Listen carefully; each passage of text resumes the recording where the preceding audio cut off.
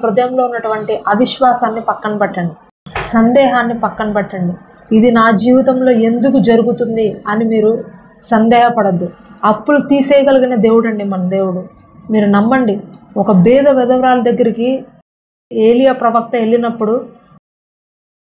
ఆమె చేసినటువంటి చిన్న సహాయం అంతే. వాళ్ళు చేసుకున్న రొట్టెలో ఒక చిన్న రొట్టె ముక్క తీసి ఇచ్చింది అంతే.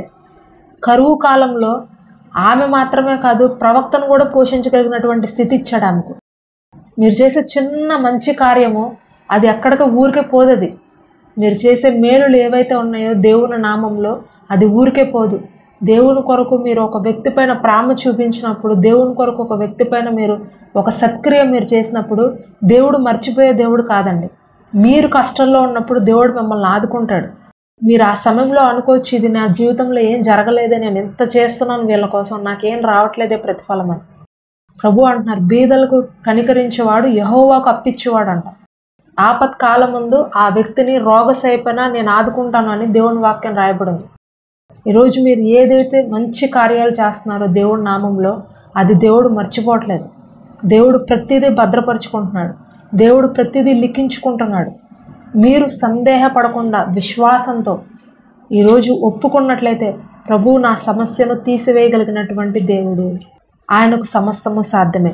ఇదే మార్కు సువార్తలో మరొక మాట రాయబడిందండి. మార్కు సువార్త 11వ అధ్యాయము 22-23 వచనాలు. అందుకు యేసు వారితో ఇట్లనెను, మీరు దేవుని యందు విశ్వాసం ఉంచండి. ఎవడైనను ఈ కొండను చూచి నువ్వు ఎత్తబడి సముద్రంలో పడవేయబడుమని చెప్పి తన మనస్సులో సందేహింపక తాను చెప్పినది జరుగునని నమ్మినడలా వాడు చెప్పినది జరుగునని మీతో నిశ్చయముగా చెప్పుచున్నాను. అందుచేత ప్రార్థన చేయనప్పుడు మీరు అడుగుచున్న వాటి నల్లను పొంది ఉన్నామని నమ్మండి, అప్పుడు అవి మీకు కలుగునని మీతో చెప్పుచున్నాను. హల్లెలూయా. చూడండి, సందేహింపక అడగమంటున్నాడు దేవుడు. సందేహించద్దు.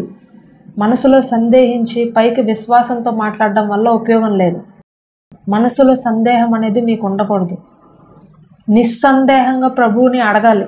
నాకు చేస్తాడు దేవుడు, నేను బాగుంటాను, నా జీవితంలో సమృద్ధి ఉంటుంది, నా జీవితంలో కొరత అనేది ఉండదు, దేవుడు నన్ను తలగా చేయబోతున్నాడు, దేవుడు నాకు ఇల్లు ఇస్తాడు, దేవుడు నాకు మంచి ఆరోగ్యాన్ని ఇస్తాడు, దేవుడు నాకు మంచి వ్యాపారాన్ని ఇస్తాడు, దేవుడు నాకు చక్కటి స్థాయిలో నన్ను నిలబెడతాడు, నాకు మంచి ఆరోగ్యాన్ని ఇస్తాడు దేవుడు, నేను ఆయన్ని నమ్మి ఉన్నాను కాబట్టి నాకు ఏ కొరత లేదు, ఆయన నా జీవితంలో ఉన్నాడు కాబట్టి నాకు ఏ కొరత లేదు అని మీరు నోటితో ఒప్పుకోండి. ఈరోజు మీరు ఒప్పుకున్నట్లయితే దేవుడు చేస్తాడండి. మీరు ఒప్పుకున్నట్లయితే మీ వివాహం జరుగుతుంది. మీరు సందేహింపక ఒప్పుకున్నట్లయితే మీ వివాహం జరుగుతుంది.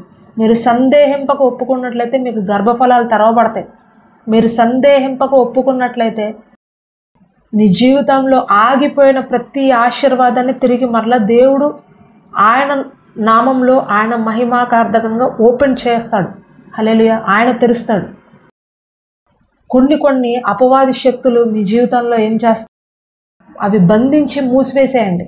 మీ సందేహాల వల్ల మీ మనసులోకి వచ్చి అవి చెప్తే అపవాది శక్తులు, దేవుడు ఏం చేయట్లేదు, నువ్వు ఎంతోమందికి హెల్ప్ చేసావు, నువ్వు ఎంతోమందికి సహాయం చేసావు, అయినా సరే దేవుడు నీకేం చేయట్లేదు, నువ్వు ఎంతో ప్రార్థన చేసావు, నువ్వు ఎంతో మందిరానికి వెళ్ళావు, అయినా నీ లైఫ్లో ఈ వివాహం అవ్వట్లా, ఈ రోగం తగ్గట్లా, ఈ అప్పుల బాధ నుంచి నువ్వు బయటికి రావట్లా, ఎందుకు ఇంకా విశ్వాసం, దేవుడు, ప్రార్థన, మందిరం అని ఎందుకు దేవుడు వెనకాల పడుతున్నావు, వదిలే ఆ దేవుణ్ణి అని చెప్తాడు అపవాది. మీ హృదయంలో స్లోగా ఒక చేదుని, ఒక బిటర్నెస్ని పెడతాడు. కానీ ప్రభు అంటున్నాడు, దేవుని వద్దకు రండి, అపవాది అప్పుడు మీరు పారిపోతాడు. నా దగ్గరికి రండి, ఎవరైతే నాలో అంటుకట్టబడి ఉంటారో వాళ్ళు ఫలిస్తారు అని దేవుని వాక్యం రాయబడింది యోహాను సువార్త 15వ అధ్యాయంలో. మీరు నాలో నిలిచి ఉంటే మీరు ఫలిస్తారు, నాలో నిలిచి ఉన్నవాడు మరింతగా ఫలిస్తారు అని అంటున్నారండి. దేవుడు మిమ్మల్ని ఫలించాలని కోరుకుంటున్నారు. ఈరోజు మీరు పై స్థాయికి వెళ్ళాలి అని కోరుకుంటున్నారు. మీరు ఇంకా అట్టడుగు స్థాయికి వెళ్ళిపోవాలి, మీరు బాధల్లో ఉండాలి, ఇబ్బందుల్లో ఉండాలనేది దేవుడి చిత్తం కాదు. మీరు మంచి స్థానంలో ఉండాలి, మీరు ఆశీర్వదించబడిన స్థానంలో ఉండాలనే ప్రభు కోరుకుంటున్నారు. అబ్రహాము ఏమీ లేనప్పుడు విశ్వాసంతో నీకు కుమారుని ఇస్తాను అంటే నమ్మాడంట. ఆయనకి ఆ సమయంలో పిల్లలు పుట్టే ఏజ్ కూడా కాదైంది, కానీ ఆయన నమ్మాడంట, దేవుడు వాగ్దానం చేశాడు నాకు ఇస్తాడు అని. ఆయన విశ్వాసాన్ని బట్టి ఆయన నీతిమంతుడిగా తీర్చబడ్డాడు, ఆయనకి వాగ్దాన పుత్రుడు పొందుకున్నాడు. ఈ సమయంలో మీ జీవితంలో కూడా మేబీ అన్ని ద్వారాలు మూయబడి ఉండొచ్చు, ఏది కూడా మీకు అనుకూలంగా లేదు ఈరోజు. కానీ ప్రభు అంటున్నారు, యేసు అనే ద్వారం ఇంకా నీ జీవితంలో తెరవబడి ఉంది. యేసు అనే ద్వారం తెరవబడి ఉన్నంత కాలము ఏది నీకు ఎంత మాత్రం హాని చేయదు. ఆ ద్వారం ద్వారా నేను నీ వద్దకు వచ్చి ఆపత్కాలంలో నేను నిన్ను ఆదుకుంటాను అని తెలియజేస్తున్నారు ప్రభు. ఆపత్కాలంలో నువ్వు నాకు మొరపెట్టు, నేను నీకు సహాయం చేస్తాను. అనుకూల సమయంలో, అనుకూల పరిస్థితుల్లో ప్రభు వారు మీ దగ్గరకు వచ్చి ఆ ఒక భయంకరమైనటువంటి తుఫాన్లో నుండి మిమ్మల్ని బయటకు తీసుకొచ్చి మీ జీవితాల్ని అభివృద్ధికరమైనటువంటి స్థానంలో నిలబెడతారు. ఒక గొప్ప స్థానంలో మిమ్మల్ని ప్రభువారు నిలబెడతారు. ఈరోజు ఈ వాగ్దానం మీ అందరి కొరకు ప్రభువారు ఇవ్వమని నన్ను మరీ చెప్పి ఉన్నారు. కాబట్టి విశ్వాసంతో సందేహింపక దేవుని వాగ్దానాన్ని ఈరోజు మీరు స్వీకరించండి. నాకు విశ్వాసం కావాలి ప్రభువా, నేను సందేహింపక నీ కార్యాలను ఒప్పుకోవాలి ప్రభువా అని మీరు అడగండి. ఈరోజు ప్రార్థనలో తప్పకుండా మీ జీవితంలో ఏదైతే ఆగిపోయిన ఆశీర్వాదం ఉందో అవన్నీ కూడా త్వరలో ప్రభువారు చేయబోతున్నారు. ఈ గూగుల్ మీట్లో ఎవరైతే చాలా రోజులు బట్టి ఒక ప్రేయర్ రిక్వెస్ట్ని నాకు చెప్తున్నారో అది ఇక మీదట చెప్పకూడదండి. అది సాక్ష్యంగా మార్చబడును గాక యేసునామంలో. అవి ఫ్యూచర్లో ఒక గొప్ప సాక్ష్యంగా మార్చబడి అనేకులు వినే విధంగా, అనేకులు దేవుని నామాన్ని మహిమపరిచే విధంగా నీ సాక్ష్యాలు తీసుకురావాలని నేను ఈరోజు విశ్వాసంతో నేను ఒప్పుకుంటున్నాను. నీ లైఫ్లో ఏదైతే ఆగిపోయిందో ఒక విషయమో దాన్ని నేను విశ్వాసంతో సందేహింపక ప్రభు వివాహం చేస్తాడని నేను ఒప్పుకుంటున్నాను. అప్పులు తీరుతాయని నేను ఒప్పుకుంటున్నాను. గర్భఫలాలు తెరుస్తాయని ఒప్పుకుంటున్నాను. అలాగే ఇళ్ళు కావాలని ఒప్పుకుంటున్నాను. రోగం తగ్గిపోవాలి, ఆరోగ్యం ఇవ్వాలి అని ఒప్పుకుంటున్నాను. మీరు కూడా అదే విశ్వాసంతో, అదే మంచి మనస్సాక్షితో ఒప్పుకున్నట్లయితే దేవుడు మీ జీవితంలో ఒక సాక్ష్యాన్ని అతి త్వరలో ఇవ్వబోతున్నాడు. హల్లెలూయా. మరి కళ్ళు మూసుకోండి, మనందరం కలిసి ఈ విషయం కోసము ప్రార్థన చేసుకుందాం. ఈ సమయంలో నేను ప్రార్థిస్తున్నప్పుడు మీరు నాతో కలిసి మీ హృదయంలో ఏ విషయంలో మీరు బాధపడుతున్నారో అనేక సంవత్సరాలుగా ఆ విషయాన్ని ఈరోజు మీరు ఒప్పుకోండి దేవుడి సన్నిధానంలో. ప్రభువా, నేను సందేహింపక విశ్వాసంతో ఈ యొక్క సమస్య నా జీవితంలో నుండి వెళ్ళిపోవాలి అని నేను కోరుకుంటున్నాను. దయచేసి నా జీవితంలో నుండి సమస్యను తీసేయి అని మీరు చెప్పండి. ప్రభువారు వింటున్నారు మీ యొక్క ప్రతి ప్రార్థన.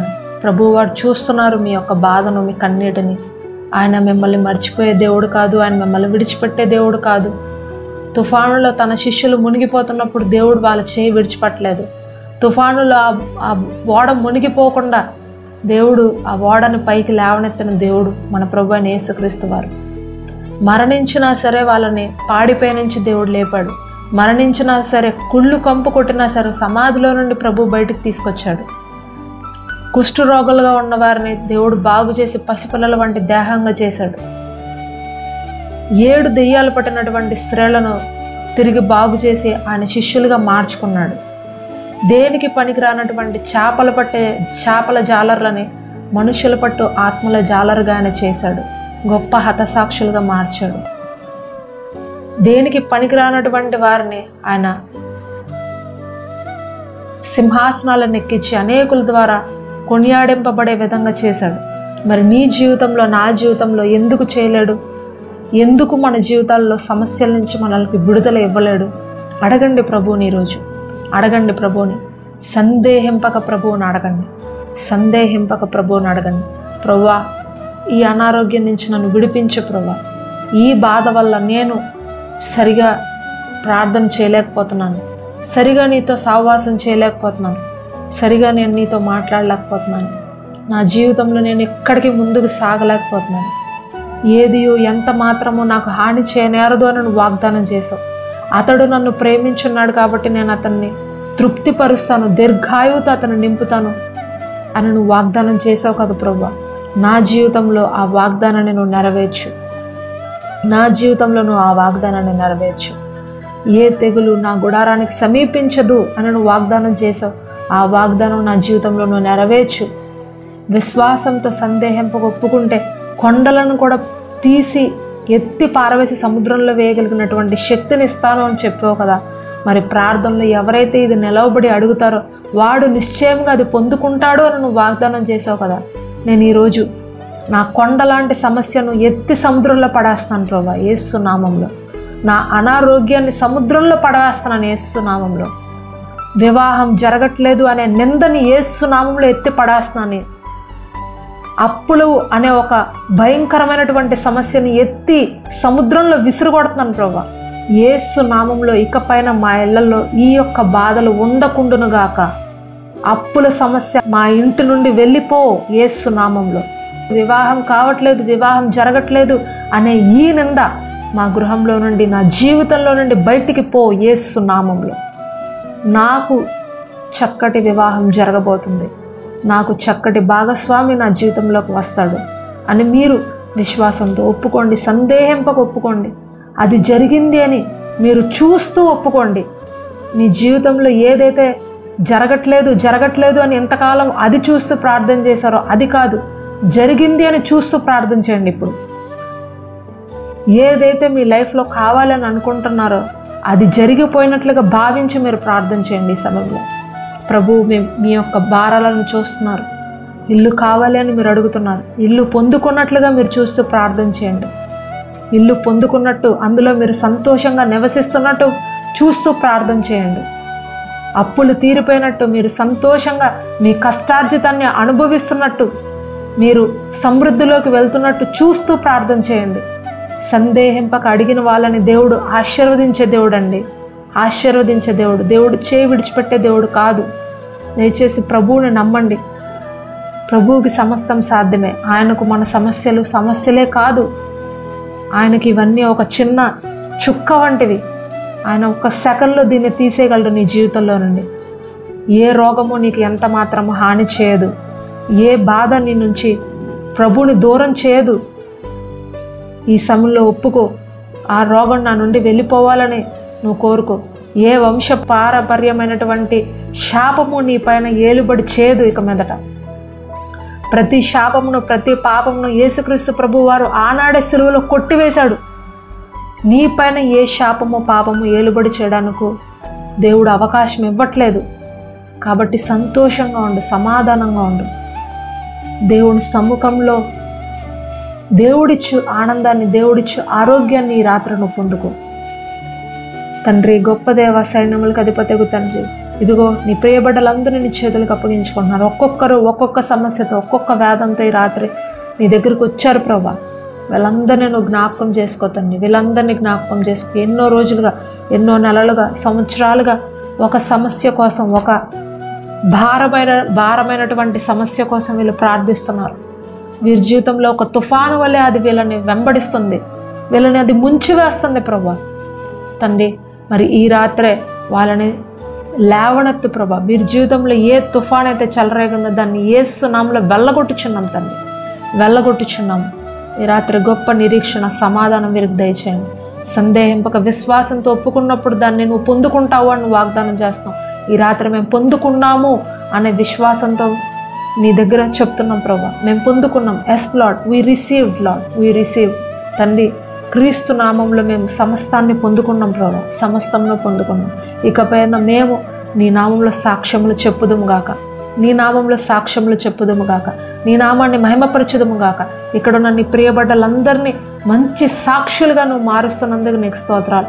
వారి నోటి వెంబడ స్తుతిని, సంతోష గానములు నువ్వు దయచేస్తున్నందుకు నీకు స్తోత్రాలు. వారు నీ నామాన్ని మహిమపరిచే విధంగా ఒక గొప్ప కార్యాన్ని రానున్న రోజుల్లో చెప్పబోతున్నందుకు నీకు స్తోత్రాలు తండ్రి. నీకే సమస్త మహిమగంత చెల్లిస్తున్నాను.